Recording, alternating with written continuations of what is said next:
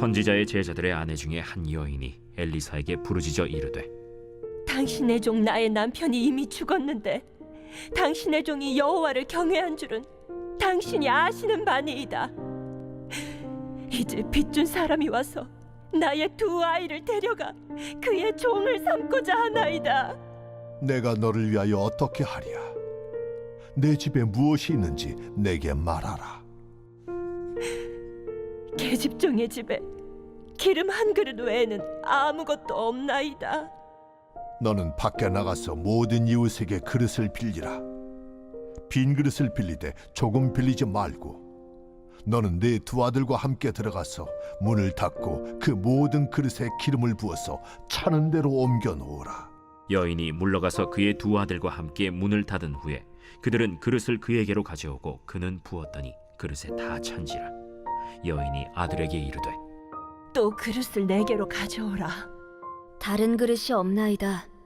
하니 기름이 곧 그치었더라. 그 여인이 하나님의 사람에게 나아가서 말하니 그가 이르되 너는 가서 기름을 팔아 빚을 갚고 남은 것으로 너와 네 두 아들이 생활하라. 안녕하세요. 행복한 아침 묵상으로 인사를 드립니다. 저는 사역을 하면서 하나님 앞에 기도하는 것이 있습니다. 하나님과 배짱이 맞는 사람이 되게 해달라고 기도하고 있습니다. 하나님께서 저에게 어떠한 일을 시키셨을 때 하나님 저 못합니다. 저는 능력이 없습니다. 저는 약합니다. 라고 이야기하는 것이 아니라 하나님과 그 배짱을 맞춰서 하나님 감당할 수 있습니다. 할 수 있습니다. 라는 그런 믿음의 선포를 할 수 있는 그런 배짱이 있는 목사가 되기를 원합니다. 그래서 저는 사도행전 13장 22절 말씀을 참으로 좋아합니다. 다윗을 왕으로 세우시고 증언하여 이르시되 내가 이새의 아들 다윗을 만나니 내 마음에 맞는 사람이라 내 뜻을 다 이루리라. 다윗에게 하나님께서 이렇게 말씀하셨죠. 내 마음에 맞는 사람이라 내 뜻을 다 이루리라. 하나님께서 저에게 이렇게 말씀하셨으면 좋겠습니다. 김준태 목사와 내 마음이 맞는구나. 내가 김준태 목사를 통해서 우리 천하나님 예교를 통해서 하나님의 뜻을 내 뜻을 다 이룰 것이다 라고 그렇게 선포했으면 참 좋겠습니다. 배짱에 맞는다는 것 이것만큼 여러분 큰 축복이 어디 있을까라는 생각을 해보게 됩니다. 오늘 본문에도 보면 배짱 있는 여인이 등장을 하게 됩니다. 바로 사르밧 과부입니다. 이 사르밧 과부는 어떠한 여인이었습니까? 이 남편이 엘리사를 계속해서 쫓아다니는 사관이었죠. 그런데 남편이 죽게 됩니다. 오히려 엘리사를 쫓아다니다가 빚만 지고 어려움만 가정에 남겨둔 채 죽게 되는 안타까운 상황이었습니다. 그때에 빚쟁이들이 그 여인에게 찾아와서 두 아들을 내어놓으라고 합니다. 빚 대신 두 아들을 데리고 가겠다라고 이야기를 합니다. 그런데 이 여인이 선택한 방법은 무엇이었습니까? 엘리사를 찾아가는 것이었습니다. 열왕기하 4장 1절 말씀에 보면 선지자의 제자들의 아내 중에 한 여인이 엘리사에게 부르짖어 이르되 당신의 종 나의 남편이 이미 죽었는데 당신의 종이 여호와를 경외한 줄 당신이 아시는 바나이다. 이제 빚 준 사람이 와서 나의 두 아이를 데려가 그의 종을 삼고자 한다라고 가서 하소연을 하고 있습니다. 여러분 사실 생각해보면 이게 말이 될까요? 엘리사에게 찾아간데 무엇이 해결될 것이 있겠습니까? 은행에 찾아가거나 돈 많은 친구를 찾아가서 돈을 대출받는 것이 훨씬 빠른 방법일 수도 있습니다. 그러나 이 여인은 그렇게 하지 않았습니다. 누구에게 찾아갔습니까? 하나님의 사람 엘리사에게 찾아갔습니다. 그리고 하나님의 사람 엘리사는 정말 독특한 해결 방법을 그들에게 제시하고 있습니다. 3절 말씀에 이르되 너는 밖에 나가서 모든 이웃에게 그릇을 빌리라. 빈 그릇을 빌리되 조금 빌리지 말라라고 말씀하고 있죠. 희한합니다. 돈을 준 것이 아닙니다. 그 따라다니는 제자들에게 야 우리 동료가 죽었으니 헌금해 그 친구를 도와주자 어려운 일이 있다 이렇게 한 것이 아닙니다. 빈 그릇을 빌려라. 그리고 무엇이라고 말합니까? 4절에 너는 두 아들과 함께 들어가서 문을 닫고 그 모든 그릇에 기름을 부어서 차는 대로 옮겨 놓으라. 누구와 들어갑니까? 혼자 들어간 것이 아닙니다. 두 아들과 같이 들어갔습니다. 여러분 함께 있을 때에 어떠한 일이 일어납니까? 때로는 의지도 되고 힘이 되어지지만 둘이 셋이 모이게 되면 험담을 하기도 하고요, 불평을 하기도 하고요, 불만을 제시하기도 합니다. 그런데 중요한 것은 하나님은 불평과 불만과 원망을 원하지 않으신다는 거죠.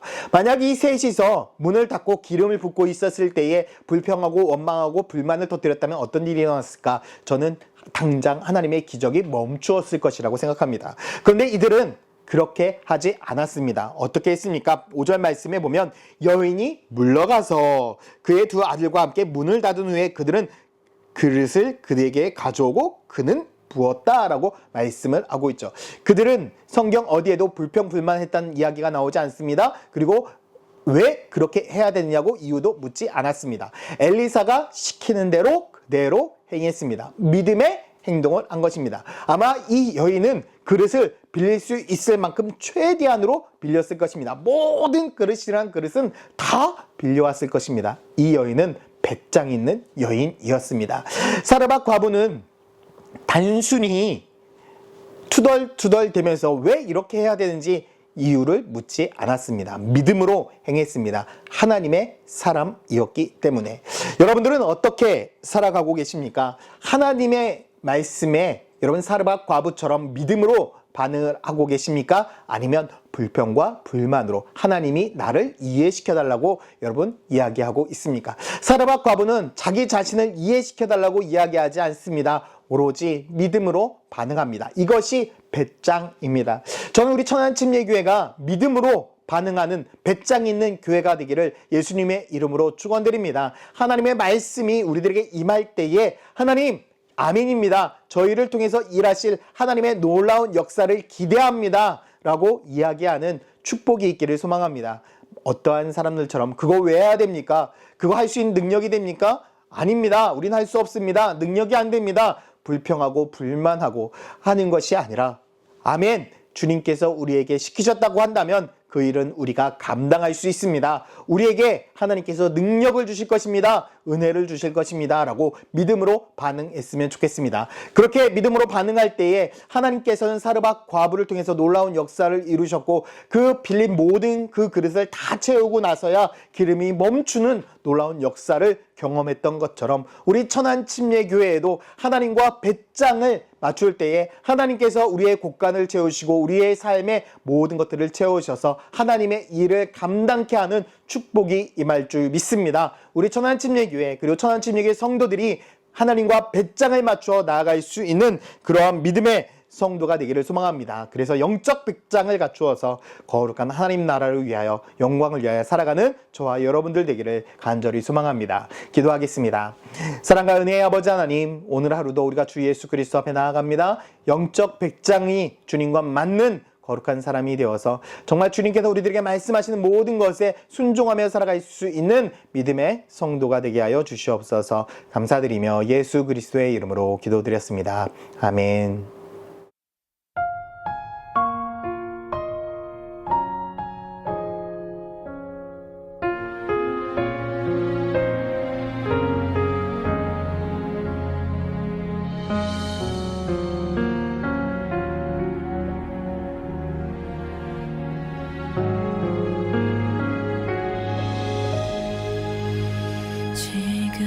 지금까지 지내온 것 주의 크신 은혜라 한이 없는 주의 사랑 어찌